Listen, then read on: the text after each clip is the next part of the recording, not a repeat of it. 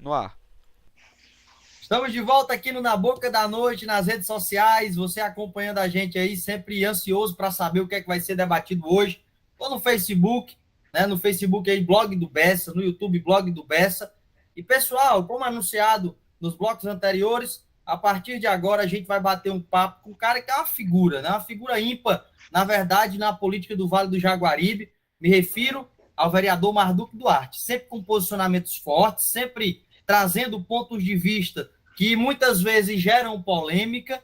E, claro, eu quero começar agradecendo a ele pela disponibilidade, né, de estar nessa noite de quarta-feira. Eu sei que ele está ao lado da família aí, ele tem um herdeiro novo que chegou há pouco tempo na família, que já está também se ambientando, né, com essa presença constante dele nas mídias sociais.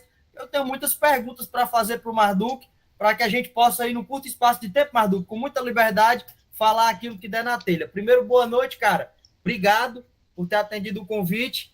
E começa já falando um pouquinho de como é que está a sua situação política atual, se essa sua retirada do rádio no Pinga Fogo, programa de sucesso aqui no Vale do Jaguaribe, é momentâneo, é permanente. Tudo isso deixa a gente curioso. Boa noite, Elton Bessa, boa noite, Rodrigo. Obrigado, primeiro, pelo convite. É um prazer falar para você nesse formato aí de comunicação novo aqui no Vale do Jaguaribe e com esse programa Boca da Noite, não é isso? Parabenizar logo pelo nome do programa, realmente um negócio interessante. E já tenho lhe elogiado algumas vezes particularmente, né, para você, mas também tenho tecido alguns elogios para você publicamente. Você é um jornalista diferente, é um colega que realmente procura fazer uma imprensa diferente. Isso é muito, muito legal, muito bacana. Dizer o seguinte, eu já voltei para o programa Pinga Fogo, voltei segunda-feira agora, realmente é uma audiência muito grande. Na terça-feira eu não pude comparecer, repetir o programa de segunda, mas hoje já estou ao vivo de novo.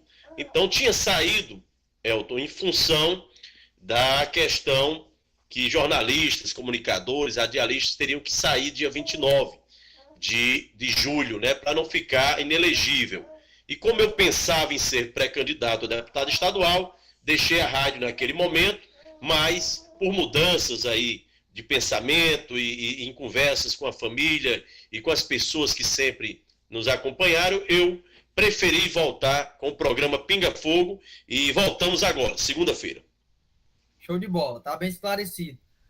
Cara, eu quero deixar você à vontade no sentido de dizer que se nas mídias convencionais há alguma limitação, presta atenção que eu não estou dizendo que tem, mas se há alguma limitação, aqui eu quero te deixar à vontade, porque o nosso papo eu quero deixar ele o mais informal possível, do ponto de vista de que as pessoas que acompanham esse bate-papo, seja no ao vivo agora, aqui no Na Boca da Noite, ou no gravado depois, ou no corte, que vá para a rede social, elas possam ter a imagem mais informal e mais real possível, também da figura parlamentar, porque atrás do parlamentar existe o homem com personalidade, com ideia, enfim, tudo aquilo que a gente sabe que você tem de sobra e sempre faz questão de colocar, sendo inclusive diferente da maioria das figuras políticas que a gente tem nesse sentido.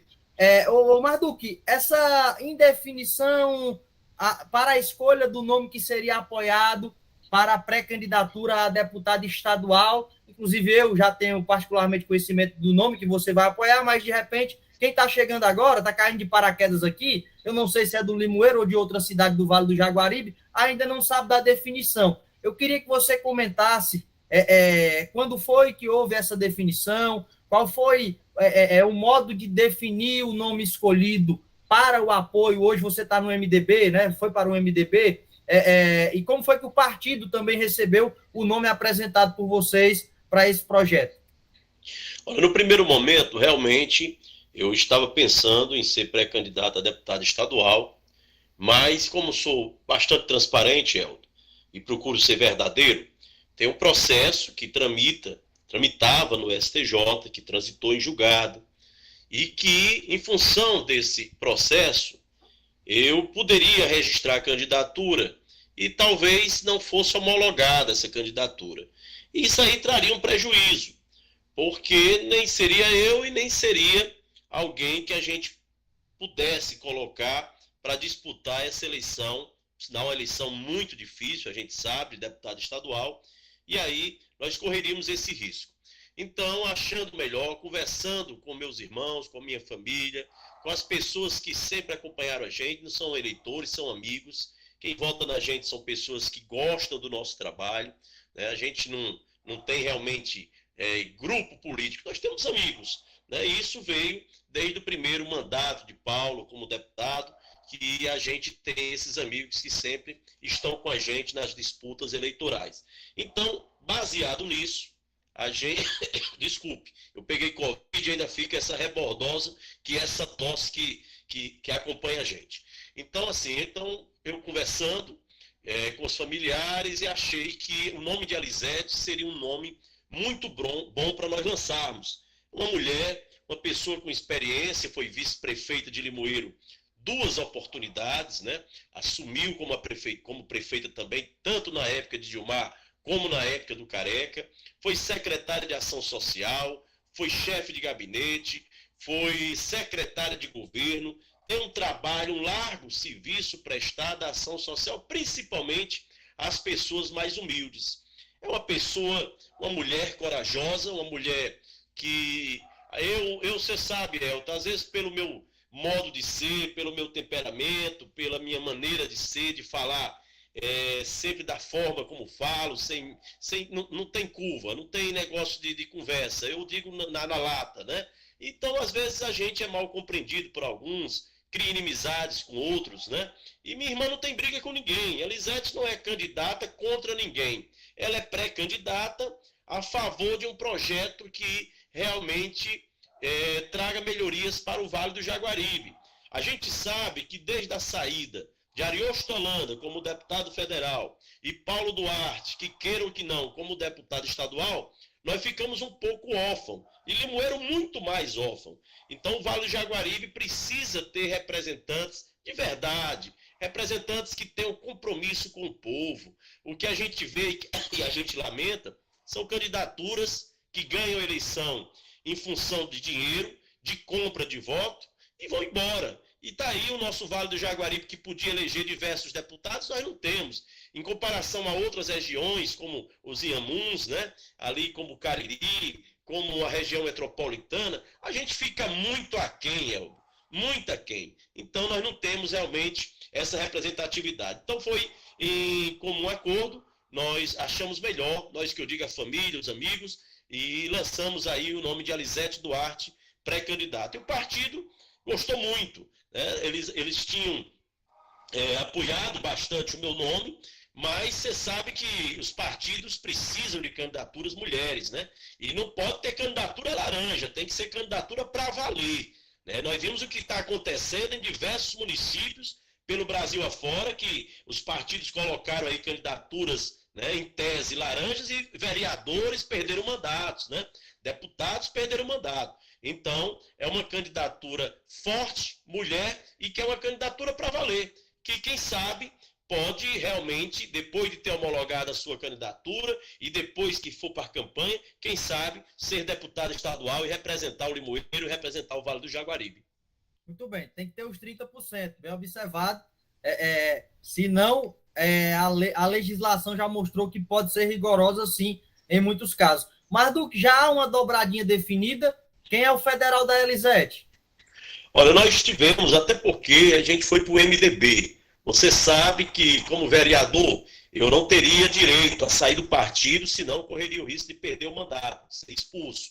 E eu consegui a carta de anuência com Domingos Filho, do PSD, por quem tenho todo um respeito, mas sou franco com você, aqui, localmente, em Limoeiro do Norte, o PSD local não teve um pingo de respeito nem consideração por mim e nem por Paulo Duarte, nem por Elisete, né? Sequer agradecer o trabalho que a gente fez para prefeito.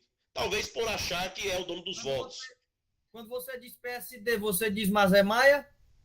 Principalmente a doutora Mazé e outras pessoas que faziam parte do PSD, quem fazem, né? Que não tiveram um pingo de respeito, nem de consideração, nem de gratidão pelo que a gente fez, né? Nós referendamos o nome dela, não sequer indicamos o vice, tentamos uma aliança com aqueles que se diziam oposição a Limoeiro, que depois a gente viu que ninguém queria fazer oposição de verdade, era tudo factóide, era tudo mentira. Nós levamos para a mesa de negociação diversas pessoas que se diziam oposição, repito, e a gente viu que ninguém quis nada, todo mundo se lançou candidato a prefeito, né? E o PSD não teve nenhum pingo de respeito a gente. Por desses motivos, eu saí do PSD, falei com o Domingos Filho, recebi a carta de anuência e fui para o MDB. Ao ingressar no MDB, tive 3 conversas com o senador Eunício Oliveira, hoje pré-candidato a deputado federal, a preço de hoje. Mas mudou tanta coisa de 10 dias para cá na política do Ceará, uma verdadeira bomba caiu no estado do Ceará e ninguém sabe o que pode acontecer. Então, a preço de hoje, Eunício é candidato a federal. E ninguém sabe se vai ser vice, se vai ser governador, enfim.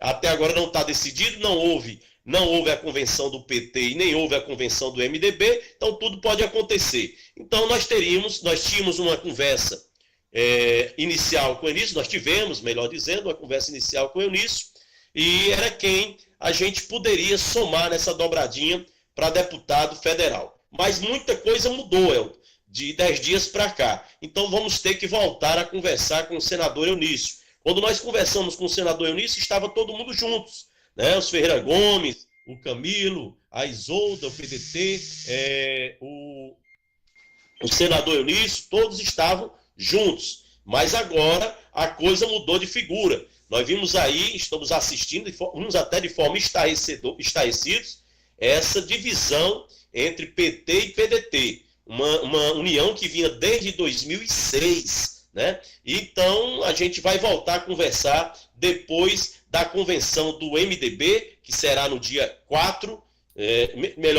seria dia 4, mas agora vai ser sábado agora. Então, vamos aguardar. A convenção PT-MDB será conjunta dia 30, sábado agora, como você disse. Isso, conjunta dia 30, do MDB vai ser virtual e a do PT vai ser presencial. Isso mesmo.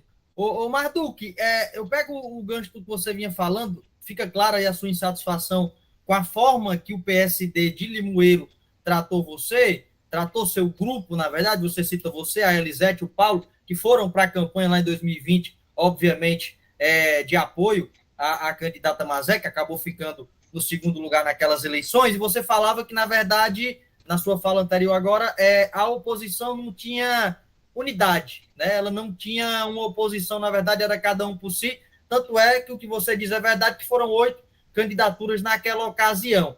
No cenário atual, 2022, chegando às vésperas da eleição federal, você enxerga um cenário diferente das oposições em Limoeiro? Você, como oposição, como se sente hoje na mesa de negociação, na mesa de diálogo com outros nomes que se dizem oposição, pensando nessa eleição agora, em que a gente sabe que há uma candidata da situação, e com o nome da Elisete, eu vou aqui colocar 3, mas obviamente existem outros nomes que podem se consolidar, mas fica a Juliana, a Elisete, o Rubinho, 3 nomes que aparentemente têm o aval dos partidos para que as pré-candidaturas sejam homologadas, outros nomes podem vir também a se consolidar. Nesse cenário atual, como você enxerga a oposição hoje em Limoeiro? Ela continua sem existir ou ela se aproxima um pouco mais de um projeto que possa lá na frente virar unidade? Olha, primeiro dizer o seguinte, o que eu falei a respeito do PSD local, isso também não tira os méritos da doutora Mazé. A minha insatisfação, né, porque eu sei o que a gente fez por ela, né, e que ela realmente não teve um pingo de gratidão, mas isso não tira os méritos dela. É uma mulher, é uma advogada bem conceituada, uma pessoa de uma boa família em Limoeiro do Norte, né? Então a gente também não pode desmerecer. Ela tem uma candidatura legítima, que é pré-candidata a deputada federal, desejo-lhe sucesso, mas aqui com a gente não daria, nesse momento agora, para deputado. Na verdade, na eleição passada não existia oposição. Só tem oposição aqui a gestão atual, eu, Paulo Duarte, né, e o nosso povo que acompanha a gente. É muito fácil a pessoa se intitular oposição, mas aí quando passa a eleição, ela corre para os braços do poder. Sabe-se lá por qual motivo, por cargos, por carro alugado, por casa alugada, por dinheiro, enfim, por seus interesses, né? Agora, nessa eleição que 2022, eu penso o seguinte, depois da eleição, o grupo do prefeito Zé Maria Lucena vai se esfacelar. Até porque o prefeito Zé Maria, ele, no meu ponto de vista, a pessoa que eu conheço bastante, né, politicamente falando, eles não confiam em ninguém a não ser no grupinho deles. E o grupinho deles nem cabe Chico Baltazar, o grupinho deles nem cabe Vanderlei, no grupinho deles não cabe Jailton, no grupinho deles não cabe algumas pessoas que pensam que eles podem votar neles para prefeito, e não pode. O candidato do prefeito Zé Maria está entre o secretário de Finanças, o secretário de Saúde ou o Valdo Lemos, secretário de Infraestrutura. Eu não tenho dúvida nenhuma disso. Então, depois da eleição agora de deputado, o grupo vai esfacelar. Já tem aí a questão da presidência da Câmara. E a presidência da Câmara vai ser uma divisão enorme. Porque os interesses de 2024 já começam agora na eleição da Câmara de 2022, onde tem, só no grupo do prefeito, 4 que querem ser presidentes da Câmara. E eu já disse para os vereadores desde ano passado, a candidata do prefeito é a Anjinha. Eles não confiam em ninguém, principalmente se o prefeito não conseguir fazer sua filha deputada, que eu não tenho dúvida nenhuma que não vai fazer. Então, ele não vai confiar os últimos 2 anos de gestão a um Valdemir, ele não vai confiar a um Domingos, ele não vai confiar ao Pachá, nem vai confiar, muito menos ao Michael. Até porque, por trás do Michael, eles têm o Vanderlei, prefeito de Morada Nova, que não pode ser candidato em Limoeiro, mas tem todo interesse em Limoeiro.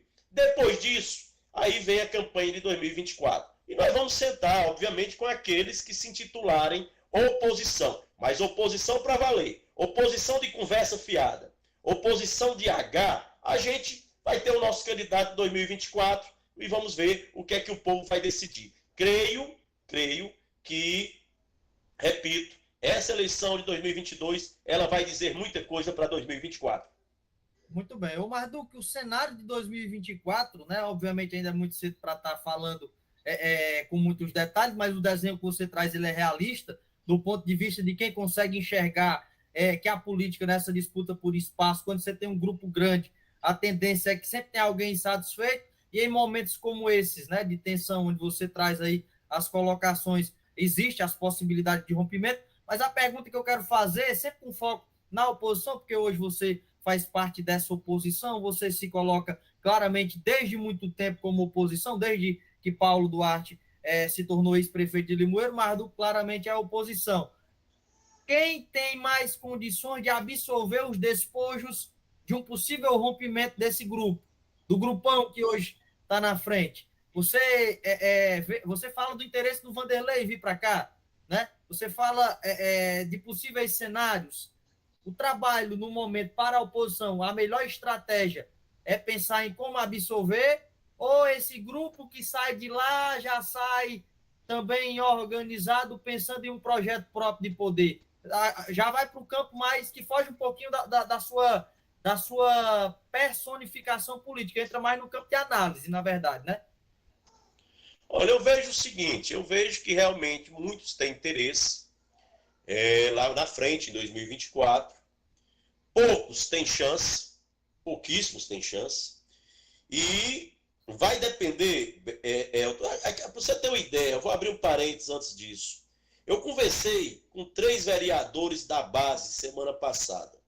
3 vereadores da base. E a análise que a gente faz é uma só. Qual é o interesse que algumas lideranças que querem a prefeitura de Limoeiro em 2024, qual é o interesse que eles têm que Juliana Lucena seja eleita? Nenhuma. Qual é o interesse que eles têm que Juliana Lucena, a filha do prefeito, que tem uma pré-candidatura legítima, mulher, advogada, né?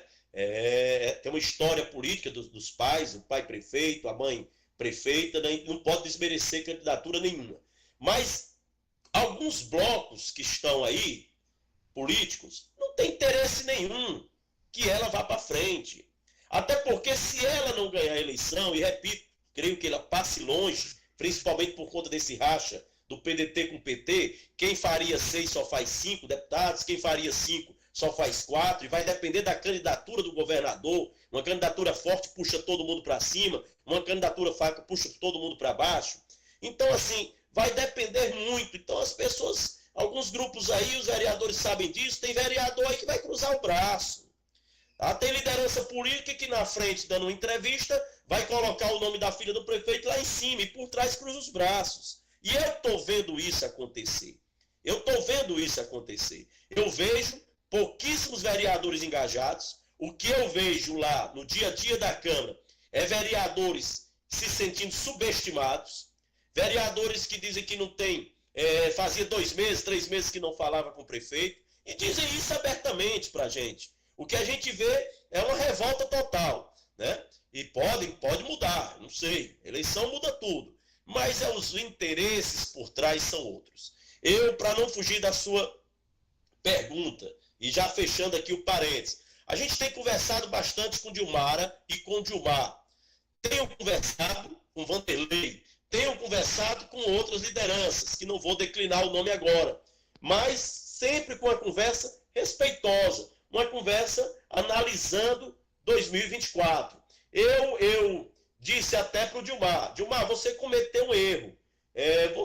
A gente poderia ter um acordo melhor para 2024 se você me apoiasse para deputado estadual agora, em 2022. Falei isso para ele, falei isso para a Dilmara, e isso ainda eu era pré-candidato, e ele disse que já tinha fechado o compromisso com o Antônio Granja, e que para mim isso não posso levar em conta, nem em consideração, né? Mas enfim, a gente passa a borracha, vamos passar aí a campanha de 2022, vamos correr só, né, com a pré-candidatura da Elisete. Dilmar tem um candidato dele, que é o Antônio Granja, o deputado federal dele, o Bismarck Maia, a doutora Juliana com uma dobradinha aí com o Mauro Filho, outras pré-candidaturas que estão ensaiando aí para deputado, do Rubinho, né? Eu ouvi falar em Vianney do Vale, enfim, são candidaturas legítimas, mas a gente sabe quem realmente tem capitalidade de voto, né? Quem realmente pode deslanchar nessa eleição. A gente tem que ver que aí é que tá. Eu tentei conversar com o Vianney, né? Mostrar para o Rubinho a importância da gente ter um deputado, e todo mundo se lança candidato, né? Aí lá na frente as coisas complicam. Então a gente tem que entender, primeiro, que pensar no limoeiro, pensar no vale. A gente precisa de um deputado. Então se a gente lançar aqui 6, 7, 8 candidaturas a deputado, isso, vamos baixar a bola. Não é candidatura para vereador não é campanha para vereador, é campanha para deputado.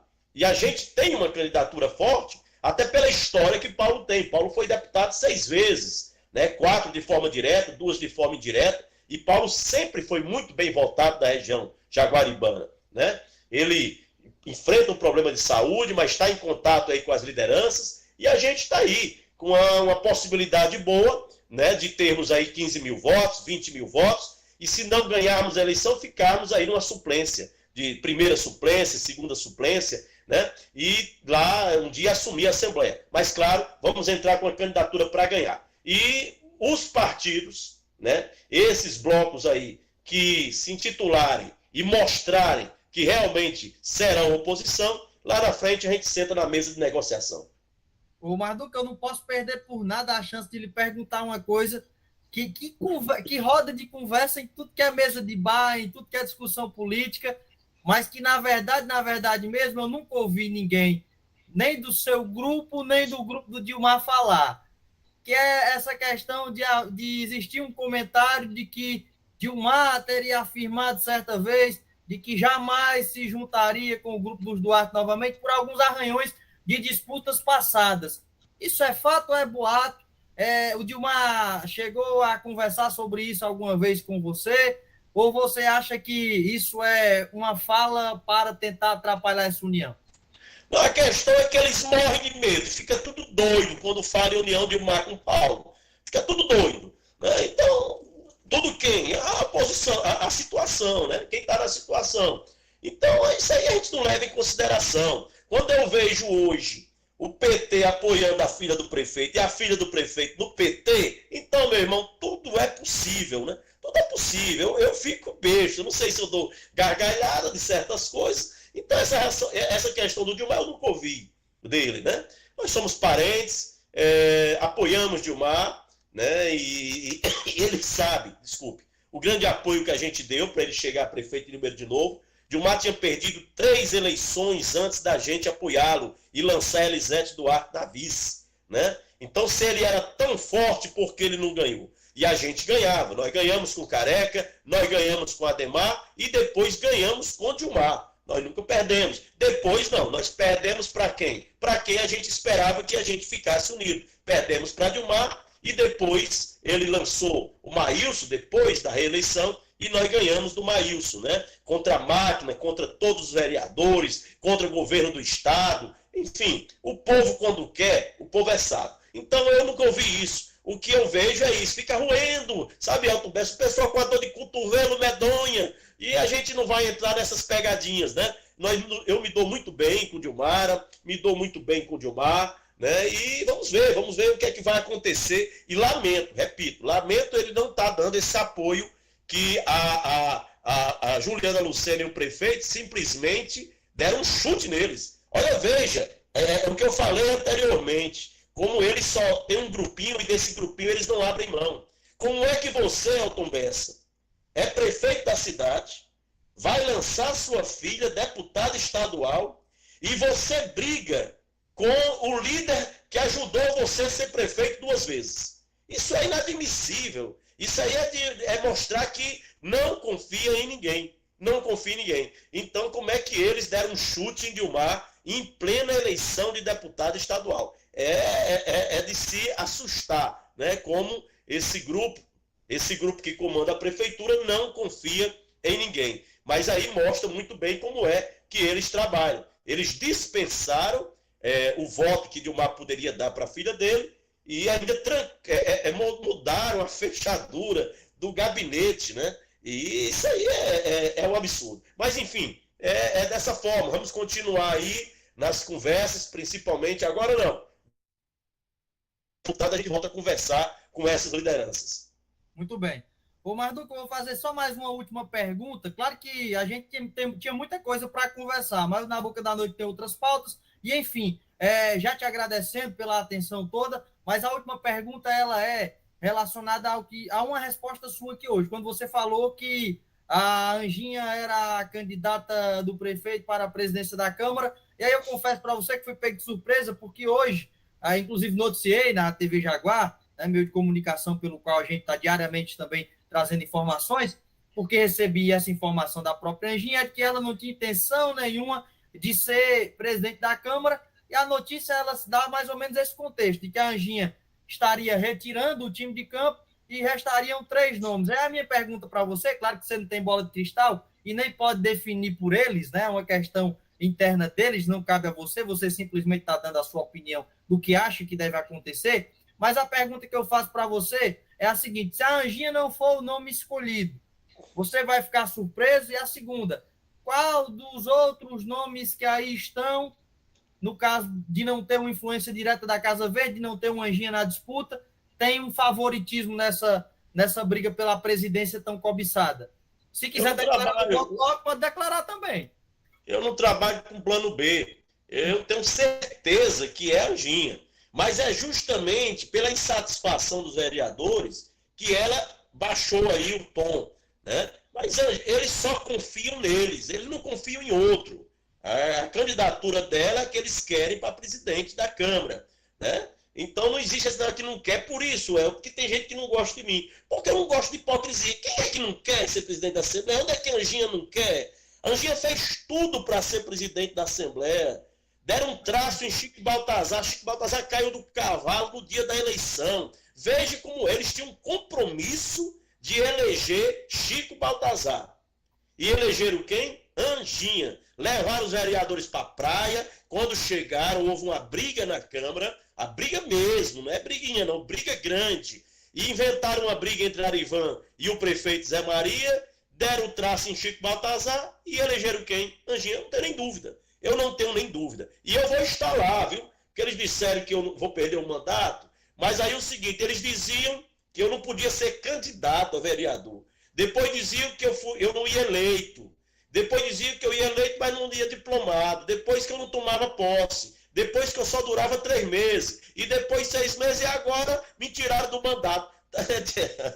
Eu até me abro. Então, segunda-feira, nós vamos voltar novamente para a Câmara, né? Vai ter período legislativo de novo, e o povo vai me ver lá. Então, veja que quem planta essas conversas, olha como cai na mentira, né? A mentira, ela não se sustenta quando a verdade chega.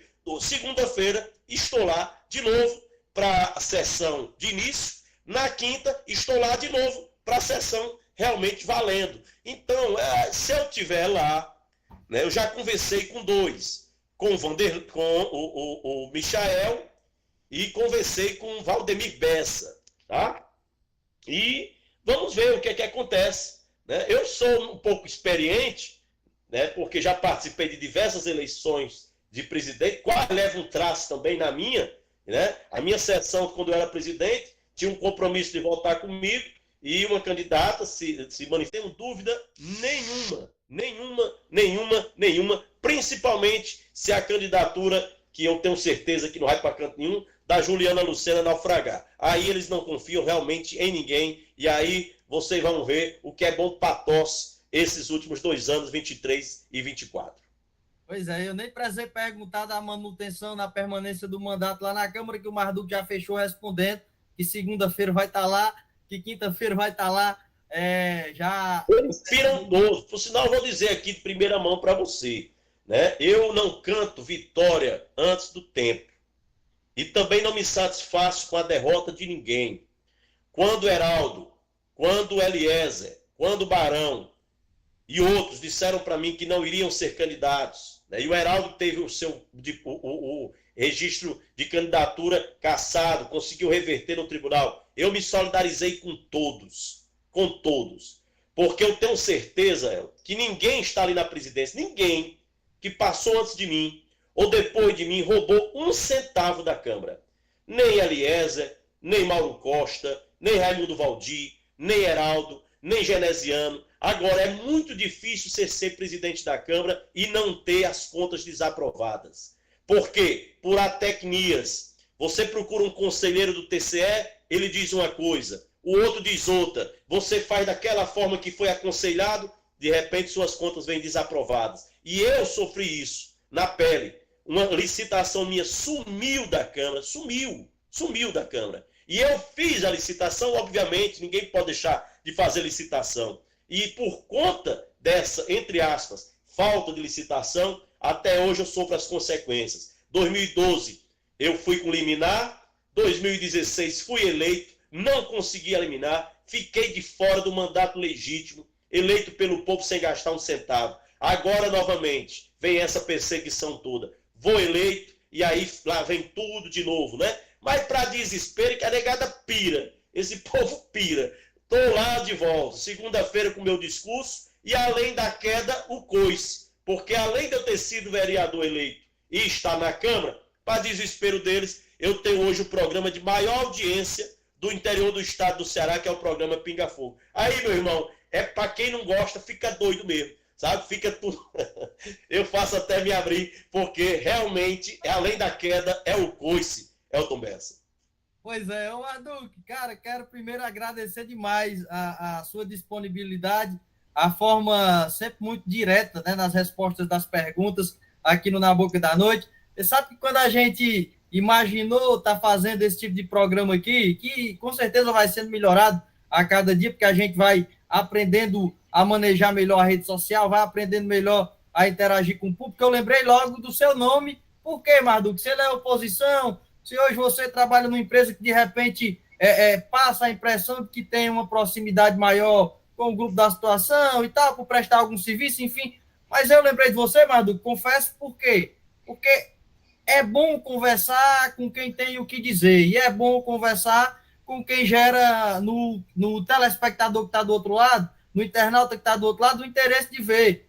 E foi o primeiro nome que eu lembrei. Será que eu vou sofrer perseguição por isso? Não sei, também não importa, porque, na verdade, se for para falar e para trazer somente quem um determinado grupo político queira, é melhor fechar as portas ou então virar assessor. Eu vou logo dizer aqui para o meu público, que eu respeito demais, que eu não quero ser assessor, com todo respeito a assessor de prefeito, de vereador. Daí eu estou falando não só em Limoeiro, não, em qualquer município. Não quero ser assessor, não quero ser baba-ovo de ninguém, quero fazer o trabalho que possa ser assistido pelo eleitor dos Duarte, do Paulo Duarte, do Marduco Duarte, que hoje são oposição de Limoeiro, pelo eleitor do Zé Maria, que é prefeito e é a situação, pelo eleitor do Caê, se assim ele desejar novamente ser candidato em outra ocasião, pelo Damazé, claro. Então, Marduco, 1000 abraços, 1000 gratidões a você pela disponibilidade de estar aqui no Na Boca da Noite, meu irmão, e por tirar esse tempinho precioso para bater um papo com a gente. Muito obrigado mesmo, viu? Obrigado a você. Obrigado a você. Rodrigo Lima também está aí com a gente. Você é muito sabido. Você está começando com um projeto de trazer o Marduco. Nesta parte, a gente aí vai fazer com que o seu programa comece a ser assistido mais. Viu? Você vai ter que mandar um pix. Outra coisa, eu só dou entrevista a você, tá? Poucos colegas aqui, se é que eu posso chamar de colegas, merece uma entrevista minha. Não que eu seja mais do que ninguém, mas eu estou cansado de boca paga. Eu detesto boca paga. Gente que rasga o diploma da profissão ou a carteira da profissão por causa de mixaria é fadada ao insucesso. Não vai para canto nenhum. Então, parabéns. Continuo dizendo, você é uma revelação no Vale do Jaguaribe, no Ceará, e esse programa seu, eu tenho certeza que vai ser sucesso. Nem que amanhã você faça um metro cacete em mim, não tem problema. Mas eu lhe respeito porque você é inteligente, tem as suas opiniões com inteligência, trata todo mundo com respeito, e é isso que o jornalismo tem que fazer. Grande abraço, fiquem com Deus, boa sorte. Um abraço forte para o Marduco Duarte, agradecimento também ao nosso telespectador, ao nosso internauta, que está na rede social ligado com a gente. E o meu produtor já está puxando na orelha aqui. É um comercialzinho rapidinho, papai? Mas pelo menos é seu produtor. Agora aqui é minha mulher puxando minha orelha de um lado e meu filho do outro. Um abraço, tchau. Se lascou.